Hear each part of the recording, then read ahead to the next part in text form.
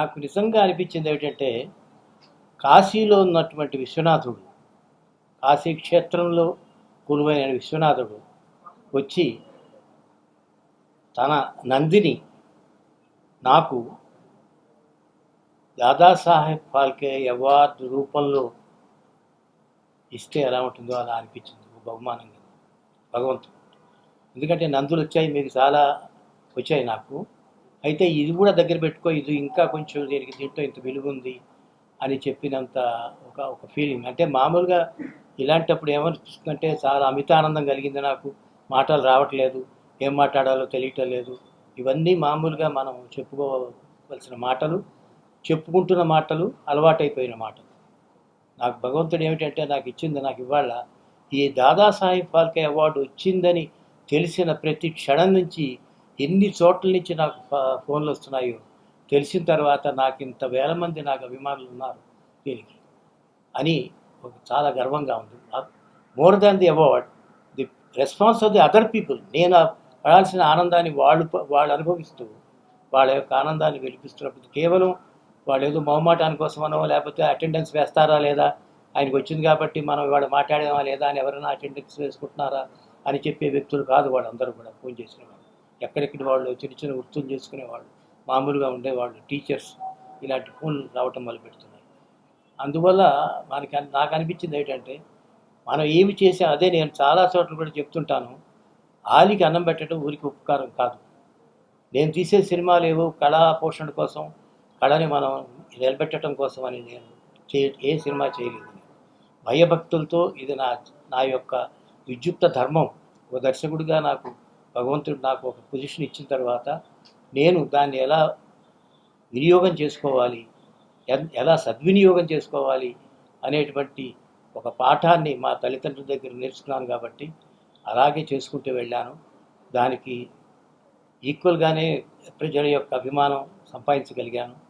ఇవాళ చాలా దురదృష్టకర విషయం ఏంటంటే ఇవాళ ఏడిద నాగేశ్వరరావు పుట్టినరోజు చెప్తున్నారు పిల్లలు. నా most of my journey is with him only. అందరూ అడుగుతారు, మీరు ఏడిద నాగేశ్వరరావు సినిమాలకి అంత బాగా ఎలా వస్తుంది, ఆ మ్యూజిక్ ఎలా వస్తుంది, ఆ కథలు ఎలా తయారవుతాయి ఏమిటి అని అడిగినప్పుడు, ఎందుకంటే ఆయన ఒక నిర్మాతగా ఒక దూరంగా అలాగే ఉంటాడు తప్ప అన్నిట్లోనూ తనే కల్పించుకుని ఇది ఎవరైనా వచ్చినప్పుడు మనం కూడా దీంట్లో ప్రమేయం ఉంది, నేను నిర్మాత అని చెప్పుకునేది. ఎప్పుడు ఇంతవరకు ఇన్ని సినిమాలు చేశాము ఏనాడు కూడా నా పేరు పెట్టి పిలిచినంతవరకు నేను వెళ్ళలేదు. ఆయన ఏమండి డైరెక్టర్ గారనే పిలుస్తాడు. తర్వాత ఒక సినిమా మా ఫాదర్కి అంకితం చేశాడు ఆయన టైటిల్స్. అలాగా అందరి యొక్క అభిమానం నేను పొందగలిగాను. చాలా ఆనందంగా ఉంది ఇవాళ. నిజానికి ఇది మరి హైయెస్ట్ అవార్డు అంటారు కదా ఫిలిం ఫీల్డ్. ఆ అవార్డు ఇచ్చినందుకు మీ అందరికీ కూడా, మీరు ఇచ్చిన సపోర్టు, మీరు ఇచ్చిన నాకు ఈ అభిమానానికి కూడా మీకు అందరికీ కృతజ్ఞతలు తెలియపరుచుకుంటూ, అఖండ అశేషమైనటువంటి ఆంధ్ర ప్రజలందరికీ కూడా నా కృతజ్ఞతలు తెలియపరుచుకుంటూ, నాకు మీ దగ్గర నుంచి కోరేది ఏమీ లేదు. నాకు ఆరోగ్యం ఇమ్మని మనసారా కోరుకుంటాను. సాధారణంగా ఆరోగ్య ఐశ్వర్యాభివృద్ధి వస్తూ అంటారు. ఇంతకంటే ఎన్ని అవార్డ్స్ కంటే ఐశ్వర్యం అనేది వేరు ఏమీ లేదు. కాబట్టి నాకు మీ ప్రతి అక్షరంలోనూ నాకు ఒక్కొక్క సంవత్సరం పెంచండి మీ అభిమానాలు, అది చాలని కోరుకుంటూ sir. First award first phone కాదు కానీ అది వాళ్ళే సెకండ్ ఫోన్. అది ఫిల్మ్స్ డివిజన్ బాంబే వాళ్ళు ఇంటర్వ్యూ కావాలి మీది అని ఏం చెప్పకుండా పొడిగా చెప్పారు. ఇట్లా ఈ మాట ఇంటర్వ్యూ ఫ్రమ్ ఫిల్మ్స్. ఆయన ఒక డైరెక్టరేట్ నుంచి మాట్లాడాడు, పెద్ద పొజిషన్ చాలా. మాట్లాడి ఇటు కావాలంటున్నాడు అంటే నేను కూడా పెద్ద ఊహించలేదు అంతా. అంటే వస్తుంది అనుకుంటే ఊహించవచ్చు కానీ ఎక్కడ సూచనలు కూడా కనపడలేదు. వస్తుందని కూడా నేను అనుకోలేదు, ఆశించలేదు కూడా. అట్లా ఆశించలేదంటే మళ్ళీ ఇవన్నీ కాంట్రవర్షియల్ స్టేట్మెంట్స్ వస్తాయి వచ్చినందుకు. అవన్నీ కాదు కానీ అది ఫస్ట్ ఫోన్. తర్వాత సెకండ్ ఫోన్లోనేమో చెప్పారన్నమాట, ఇట్లా ఉంది, మీరు ఎవరితో డైవల్ చేయొద్దు ఇప్పుడెప్పుడైనా, రేపు వచ్చి మేము ఇంటర్వ్యూ తీసుకుంటాం మేము. ఇది మామూలు మాట అండి, ఇవన్నీ పడికట్టులాళ్ళు. ఇవన్నీ జానకి అదే అంటుంది బెంగళూరు నుంచి ఫోన్ చేస్తూ, ఎప్పుడో రావాల్సిన వారు ఇప్పుడు మీకు వచ్చింది. ఎప్పుడో రావాల్సిన 75 సంవత్సరం ఇప్పుడు వచ్చిందంటే 75 సంవత్సరం వస్తే వస్తుంది. 73 ఎందుకు వస్తుంది? 75 అన్నట్టుగా అదే ఎప్పుడో రావాల్సిన వర్షాలు ఇప్పుడు వస్తున్నాయి. అది అనేది ఒకటి. తర్వాత మన పనికట్టాళ్ళు ఏమిటంటే ఇది ఇది మీకంటే కూడా ఆ బిరుదుకే ఆ గౌరవం. ఇవన్నీ పడికట్టురాళ్ళు మాటలు ఇవన్నీ. అడిగిన తడవగానే మీరు వచ్చారు అంటే ఇంకే పర్లేనట్టు వాడికి. అట్లాగే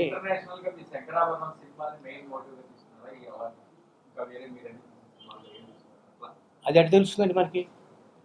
వాళ్ళ మనసులో ఏముండి ఎట్లా ఏమనుకున్నారో కూడా తెలియదు. బట్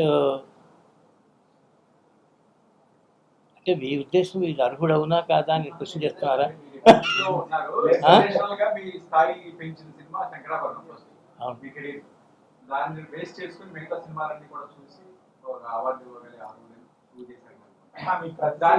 ఒక కళారూపం లాగా తీర్చిదిద్దినందుకు వచ్చిన గౌరవం కానీ the highest pride of Indian film industry కదండి. సో ఇలాంటి ఒక అత్యుత్తమ పురస్కారం అందుకోవడంలో మీకు మీ కెరీర్ కానీ మీ దీన్ని ఒకసారి అవలోకనం చేసుకుంటే ఎలా అనిపిస్తుంది? అంటే అంత మంచి సినిమాలు తీశారు కాబట్టి వచ్చిందని ప్రతి ప్రేక్షకులకు తెలుసు. యాజ్ ఏ డైరెక్టర్గా మీ నిబద్ధత, మీ కమిట్మెంట్. నేను అనేక సార్లు ఇంటర్వ్యూస్లో చెప్తానండి, నేను ఏ క్రియేటివ్ ఆర్టిస్టు కూడా సంతృప్తిగా బతకలేడు జీవితాంతం. వాడు ఎప్పుడు అసంతృప్తితోనే ఉంటాడు. ఎవరైనా వచ్చి శంకరాభరణం మీకు మ్యాగ్నామ్ ఓపస్ అది చాలా అత్యద్భుతం సాచురేషన్ వచ్చేసింది అంటే నేను నమ్మను. అప్పటికి ఆ టైంకి అది ఓకే. అంతే తప్ప నేను చాలా కాలరు ఎత్తుకుని తిరిగేసి ఇది చాలా గొప్ప సినిమా అంటే ఇప్పటికి కూడా నేను చెప్పను. మీకు బాగా సంతృప్తినిచ్చిన పిక్చర్ అడగండి, మిమ్మల్ని మానసికంగా ఇబ్బంది పెట్టిన పిక్చర్ ఏదో అడగండి, చెప్పగలరు. అది సిరివెన్నెల. మీరే చెప్పారు. అదే మీ క్వశ్చన్లోనే ఆన్సర్ ఉంది, మళ్ళీ నా చేత అనిపించద్దు. జనరల్ గా ఇలాంటి అవార్డులు వచ్చినప్పుడు పరిశ్రమ నుంచి స్పందన రావడం సహజం, కానీ సినీ ప్రేక్షకులు కానీ తెలుగు ప్రజలు కానీ ఎంతో ప్రౌడ్ గా ఫీల్ అవుతున్నారు. మీకు రావడం ఆ మాట వాస్తవం. అంటే వచ్చే ఫోన్లు అది నాకు తెలుస్తున్నాయి కదా, ఇందాక నేను చెప్పాను. నేను అది చాలా మనస్ఫూర్తిగా నాభిలోంచి వచ్చే మాటలు తప్ప ఏదో పొగడతలు కాగా వాళ్ళు ఎవరు చెప్పట్లేదు. అండ్ నేను ఇప్పటికి కూడా అందరికీ చెప్పేది అదే, మనం ఒక నిబద్ధతతో, ఒక క్రమశిక్షణతో, ఒక పద్ధతి, ఒక కమిట్మెంట్ అనేది ఇంగ్లీష్ వర్డ్ బెటర్ వర్డ్. ఒక కమిట్మెంట్తో కనుక చేస్తే తాత్కాలికంగా కొన్ని బాక్స్ ఆఫీస్ దగ్గర అటు ఇటు అయినా కూడా శాశ్వతంగా నిలిచిపోతాయి. ఎప్పటికైనా చెప్పుకోవాలి అంటే బలాంది.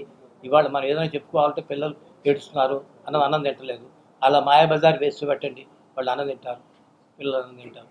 ఏది బలాన్ని ఒక సినిమా వేయండి, పిల్లలు నిద్రపోతారు అని చెప్పుకునేటంతటి స్థాయికి ఆ సినిమాలు వాళ్ళు తయారు చేశారంటే ఇప్పటికి కూడా 50 ఏళ్ళు 60 ఏళ్ళు అయిపోయిన తర్వాత కూడా నిజంగా వాళ్ళు మహానుభావులు వాళ్ళు.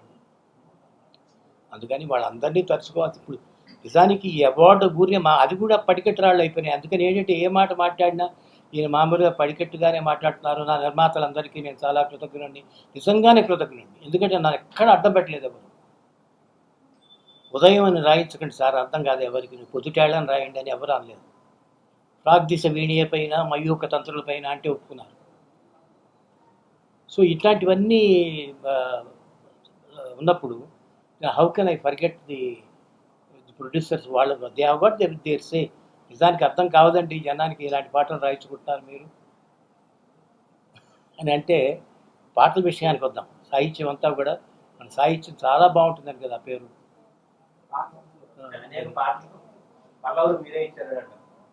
అది వేరే సంగతి. అది ఇప్పుడు ఈ సందర్భంలో చెప్పుకోవాల్సింది కాదు అట్లాంటిది కాదు, అది వేరే మీటింగ్.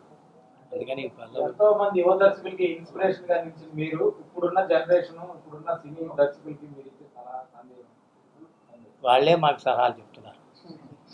మనం చెప్పేదే కండి బాబు, వాళ్ళు అంత పెరిగిపోయారు. వాళ్ళు మీరు పిచ్చి పిచ్చి వేషాలు వేసుకోండి, ఇంకా ఇంకా ఇంకా ఆ గోదావరి నది, కృష్ణా నది, ఆ టెంపుల్స్ అవి పట్టు వెళ్ళాడకండి. ఓల్డ్ అనే సోషల్ సబ్జెక్ట్స్ ఉన్నాయి, వాటి మీద ఏదైనా సినిమా తీయండి బాబు అని వ్యంగ్యంగానో నిజంగానో ప్రత్యక్షంగానో పరోక్షంగానో. మీకు తెలియదు అనుకుంటారని అలా అది ఉంది. అది మనం ఏం చెప్పేది లేదండి. అందరూ తెలియగల వాళ్ళు. ఎవ్వరు ఇందుట్లో మనం ఈ సినిమా ఎందుకని ఈ డైరెక్టర్ ఇలా తీశాడని ఆలోచించే, మనం కామెంట్ పాస్ చేసే ముందర వాడు ఎన్ని ప్రెషర్స్కి లోన్ అవుతున్నాడో మీరు ఒకసారి ఆలోచించండి. He has got lot of pressure from so many sides. It may be artist, it may be producer, it may be artist second wife or something. ఎవరైనా కాదు, ఏదైనా కానీ అన్ని ప్రెషర్స్కి లోన్ అయ్యి వాడు సినిమా బయట తెచ్చుకుంటే, ఒక సినిమా బయటకు వస్తే చాలు అని కష్టపడి తీస్తారు. అంతే తప్ప వాళ్ళు ఎవరికి తెలివితేటలు లేవని కాదు, ఇలా తీయలేరని కాదు. అందరికీ అవకాశం ఇస్తే తీయగలరనే నా నమ్మకం. చాలా ప్రగాఢ విశ్వాసం ఇప్పటికీ. అలా మనకి బయటకు వచ్చినవి కొన్ని అట్లాంటి ప్రెషర్స్ లేకుండా బయటకు వచ్చినవన్నీ చాలా సక్సెస్ఫుల్గానే పోతున్నాయి కదా, మనం చూస్తున్నాం రీసెంట్గా. సో మనం ఇచ్చే సలహా ఏమీ లేదు, మనం ఉండటం చాలా ఉత్తమం.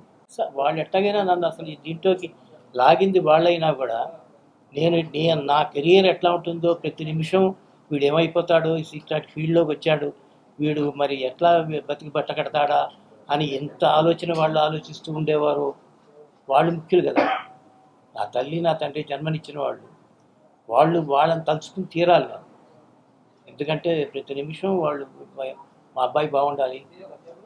మా ఫాదర్ జాతకం చూసి ఒకళ్ళు వచ్చి అన్నారు కదా, మీ జాతకం బాగలేదండి, ఇప్పుడు చాలా మీకు స్థానభ్రష్టత్వం ఉంది, మీరు బెజవాడ నుంచి మెడ్రాస్ వచ్చేయాల్సి వచ్చింది, మీకు వాహన యోగం లేదు, ఉన్న కారు కూడా కంపెనీ తీసేసుకుంది, మరి నీకు ఇది చాలా బ్యాడ్ పీరియడ్ అన్నారు. నాకు ఇదే గుడ్ పీరియడ్ అన్నారు ఆయన. ఎట్టాగానే అడిగాడు అతను, ఎవరో కాదు, రామానుజాచార్యులు, సముద్రాల జూనియర్.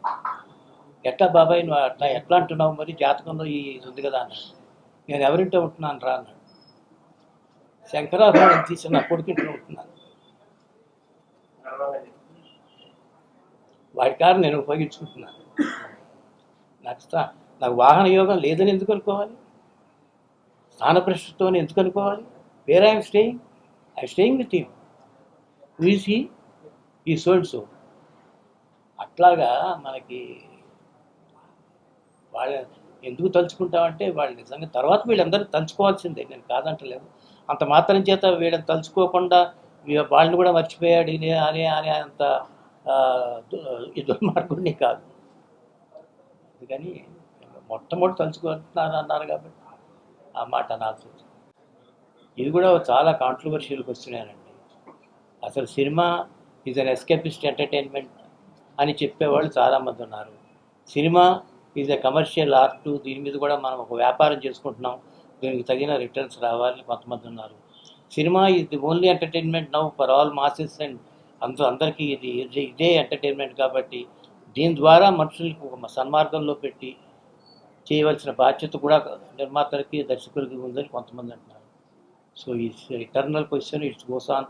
ఎవరి మనస్సుకుని వాడు తట్టుకుని నేను ఏం చేయాలి అని ఆలోచించాలి తప్ప ఒక ఎనన్సియేట్ చేసి ఇది యాక్సియమాటిక్గా ఇది చెయ్యాలి అనే రూల్ పెట్టడం ఎవరికి. నాకు చాలా గట్టిగా నమ్మాను కాబట్టి ఇట్స్ ఎ ప్రూఫ్. నేను నమ్మాను కాబట్టి వాడు ఏ వాడు నాకు వచ్చింది. నేను నమ్మి అది చేశాను. చేయకపోతే ఏదైనా ఒక సినిమా ఉంటే చెప్పండి, నేను ఏదైనా ఉంటే మళ్ళీ కరెక్ట్ చేసి ఆ సినిమాని బాగు చేస్తాను. ఒక సినిమాలో మీరు చెప్పలేదు దీంట్లో నైతిక విలువలు లేవు అని ఒక సినిమా చూపెట్టండి, I'm a game, I can discuss with. అది సక్సెస్ సాధించారు, అది మిగతా వాళ్ళు కూడా నమ్మాలి అని నేను అన్నాను. సప్తపదిలో డైలాగ్ ఉంటుంది, ఆయన హరిజనుడికి ఇచ్చేసి తన యొక్క మనవరాలని వెళ్ళిపోతుంటే, అయితే మీలాగా మేమందరం నమ్మాలంటే అని అడుగుతారు అక్కడ ఉన్న జనం. సంఘం అడుగుతుంది, నేను నమ్మమని అడగటం లేదు, నా దారి నేను చూసుకుంటున్నాను. ఇదే పద్ధతి అని నేను చెప్పటంలా. చాతుర్వర్ణ్యం మయా సృష్టం అన్నీ వస్తాయి దాంట్లో.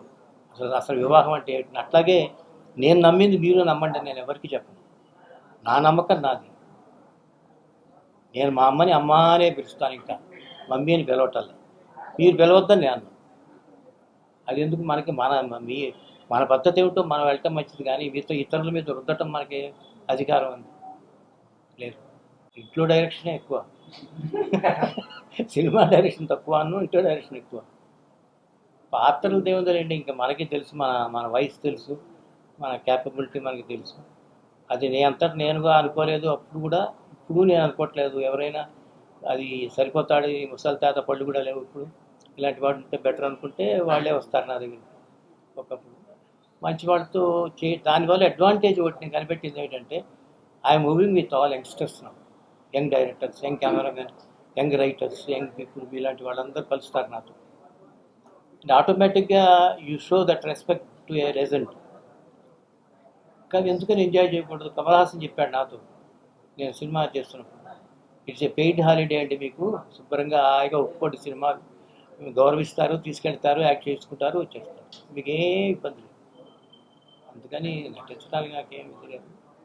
But I know my limitations, I very conscious. మీరు డైరెక్షన్ చేస్తా అంటే త్రివిక్రమ్ గారు ప్రొడ్యూస్ చేస్తారని చెప్పారు.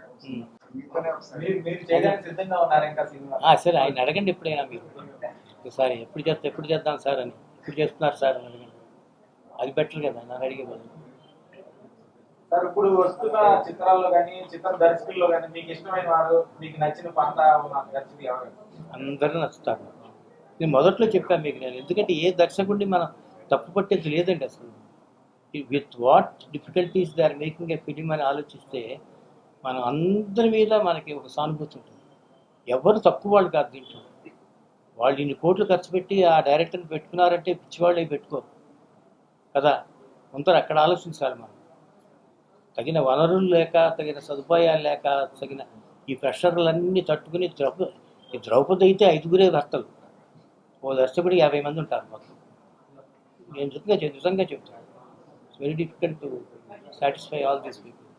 నిజంగా అలా బయటకు వస్తున్నారంటే చూస్తూ ఉంటా కదా, నేను కూడా యాక్ట్ చేస్తున్నప్పుడు చూస్తూ ఉంటా కదా.